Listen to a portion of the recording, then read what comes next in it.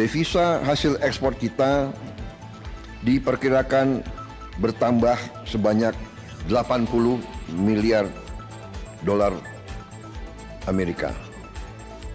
Karena ini akan berlaku mulai 1 Maret. Pada siang hari ini, tanggal 17 Februari 2025, baru saja saya pimpin rapat kabinet terbatas bersama Menteri-Menteri Perekonomian Kabinet Merah Putih.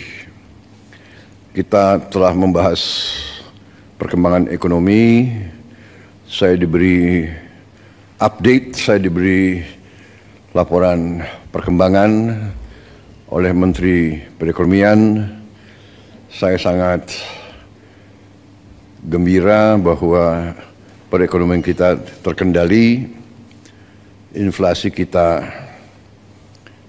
salah satu terendah saat ini di dunia. Pertumbuhan kita juga diperkirakan tetap di atas rata-rata dunia. Hampir semua sektor berjalan dengan terkendali, walaupun perkembangan geopolitik dunia penuh ketidakpastian. Namun, ketahanan ekonomi kita cukup tangguh. Masih banyak tantangan, masih banyak kesulitan, tapi kita mampu mengendalikan.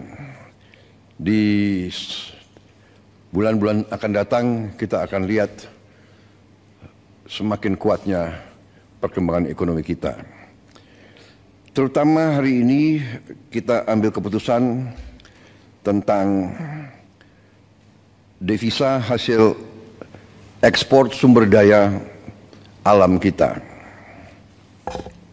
Pemanfaatan sumber daya alam Indonesia harus dioptimalkan untuk kemakmuran bangsa dan rakyat, baik melalui pembiayaan pembangunan, perputaran uang di dalam negeri, peningkatan cadangan devisa, stabilitas nilai tukar. Selama ini dana devisa hasil ekspor kita, terutama dari sumber daya alam, banyak disimpan di luar negeri, di bank-bank luar negeri. Dalam rangka memperkuat dan memperbesar dampak dari pengelolaan devisa hasil ekspor sumber daya alam, maka pemerintah menetapkan peraturan pemerintah nomor 8 tahun 2025, di mana pokok substansinya adalah sebagai berikut. Pertama, pemerintah menetapkan bahwa kewajiban penempatan devisa hasil ekspor sumber daya alam dalam sistem keuangan Indonesia akan ditingkatkan menjadi 100% dengan jangka waktu 12 bulan sejak penempatan dalam rekening khusus DHE SDA di dalam bank-bank nasional. Ketentuan ini berlaku untuk sektor pertambangan kecuali minyak dan gas bumi, perkebunan, kehutanan, dan perikanan. Untuk sektor minyak dan gas bumi dikecualikan dengan tetap mengacu pada ketentuan PP nomor 36 tahun 2023. Dengan langkah ini, di tahun 2025, devisa hasil ekspor kita diperkirakan bertambah sebanyak 80 miliar dolar Amerika. Karena ini akan berlaku mulai 1 Maret. Kalau lengkap 12 bulan, hasilnya diperkirakan akan lebih dari 100 miliar dolar. Selain itu, pemerintah juga memberi ruang bagi eksportir untuk tetap menjaga keberlangsungan usahanya dengan mengizinkan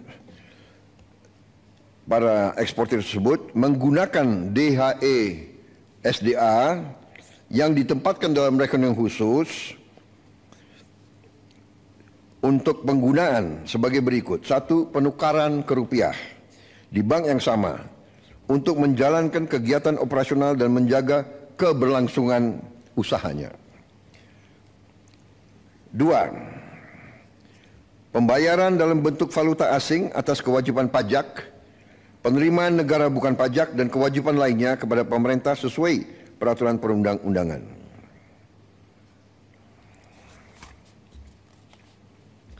3. Pembayaran dividen dalam bentuk valuta asing. 4.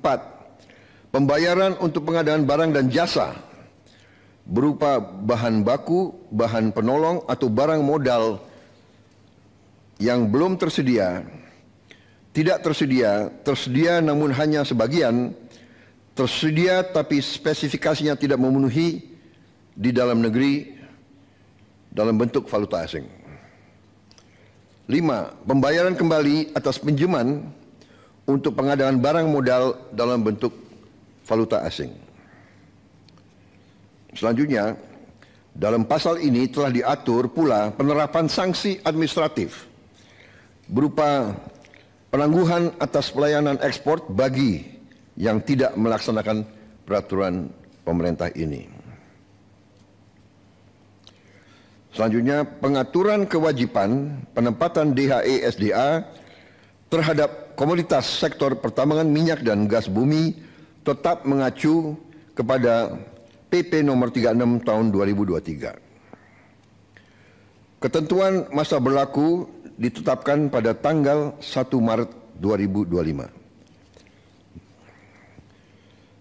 Dan selanjutnya, pemerintah akan terus menerapkan kebijakan-kebijakan strategis untuk mendorong pertumbuhan ekonomi kita. Saudara-saudara sekalian, dalam kuartal pertama tahun ini, kebijakan-kebijakan yang mendorong pertumbuhan ekonomi, pertama, hasil kebijakan kenaikan OMP 2024. 2. Optimalisasi penyaluran bansos di bulan Februari dan Maret 2025. 3. Pencairan THR bagi ASN dan pekerja swasta di bulan Maret 2025. 4. Stimulus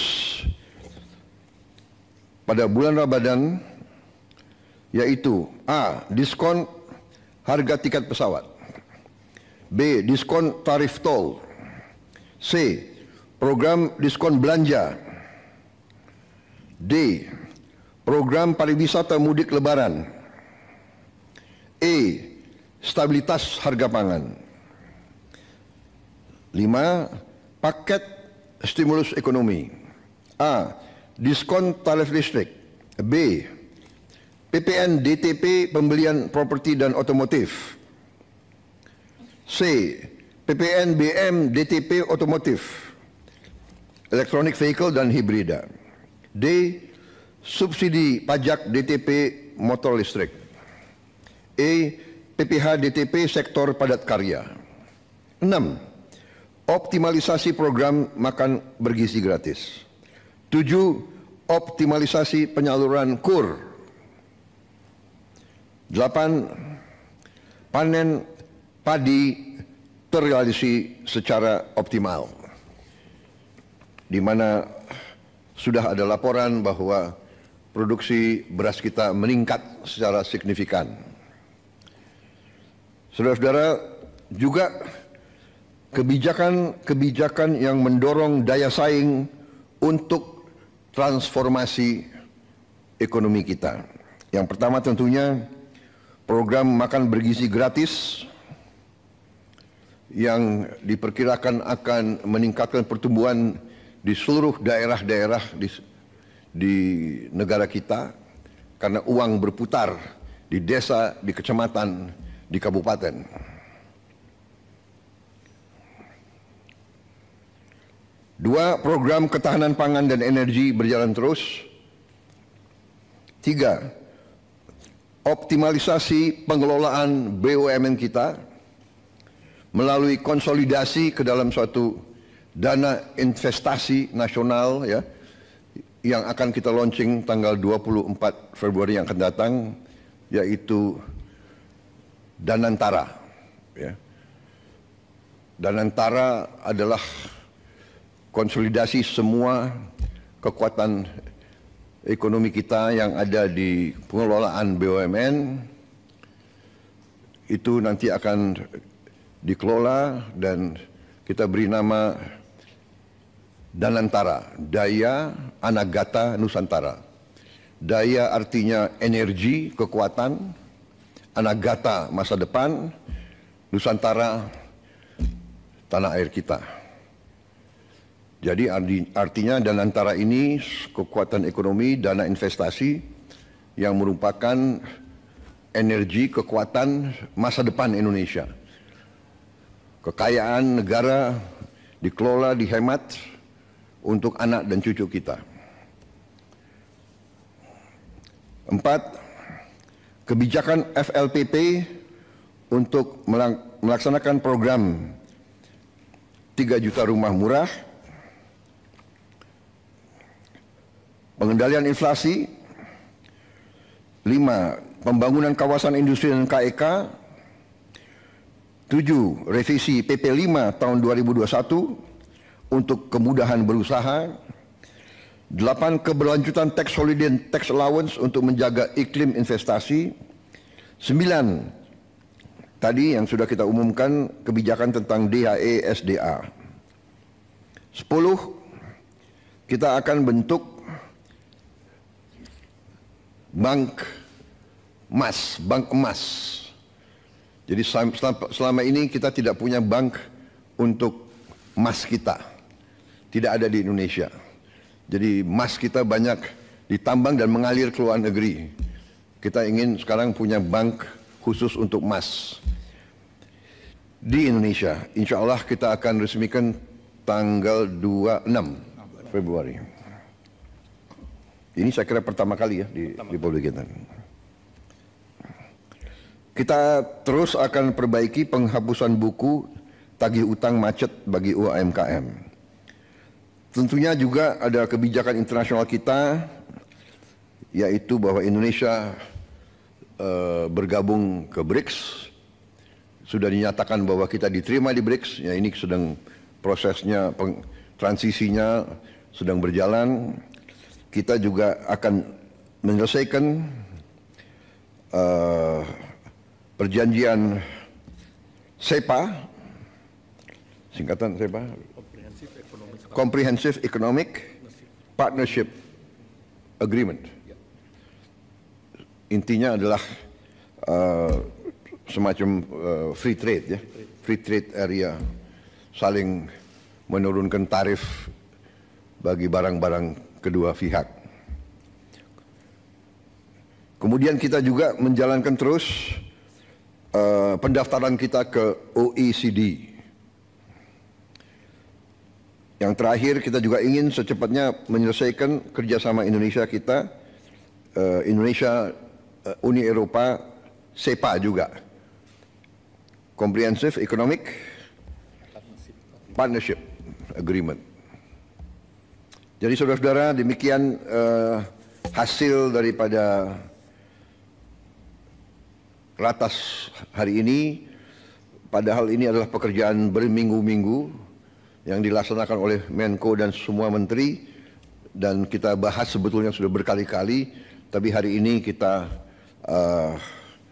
rangkumkan dan kita putuskan, dan sudah saya tanda tangan peraturan pemerintah tersebut nomor 8 tahun 2025, dan hari ini kita umumkan ke publik.